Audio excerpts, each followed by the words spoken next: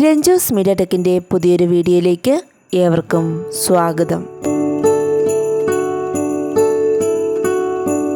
ദീപാലങ്കാരങ്ങൾ കൊണ്ട് ആഘോഷിക്കുന്ന ഒരു ഉത്സവമാണ് ദീപാവലി, അല്ലെങ്കിൽ ദീവാലി എന്നും പറയാറുണ്ട്.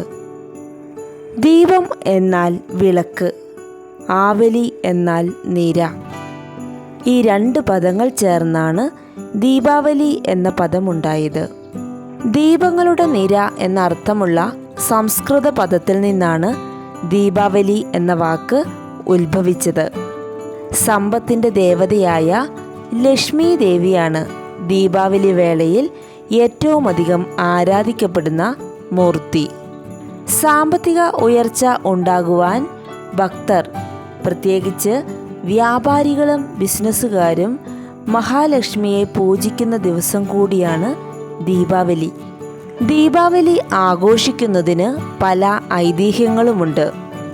കേരളത്തിൽ വിശ്വസിക്കുന്നത് ഇങ്ങനെയാണ്: ശ്രീകൃഷ്ണൻ നരകാസുരനെ വധിച്ചതിൻ്റെ ആഘോഷമായിട്ടാണ് ദീപാവലി ആഘോഷിക്കുന്നത്. തിന്മയുടെ മേൽ നന്മയുടെ വിജയത്തെ ആഘോഷിക്കുന്ന ഉത്സവമാണ് ദീപാവലി എന്നും പറയാറുണ്ട്.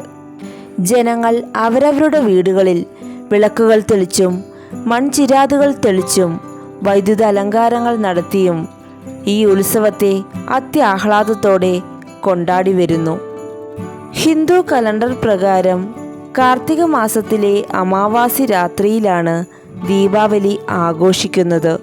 ഗ്രിഗോറിയൻ കലണ്ടർ അനുസരിച്ച് ഇത് സാധാരണയായി ഒക്ടോബർ പകുതി മുതൽ നവംബർ പകുതി വരെ തീയതികളിൽ വരുന്നു. ദീപാവലിയെക്കുറിച്ചുള്ള ഏതാനും കാര്യങ്ങൾ ഏവർക്കും വ്യക്തമാക്കാൻ സാധിച്ചു എന്ന് പ്രതീക്ഷിക്കുന്നു. ഏവർക്കും ദീപാവലി ആശംസകൾ ഒത്തിരി സ്നേഹത്തോടെ നേരുന്നു. Thank you.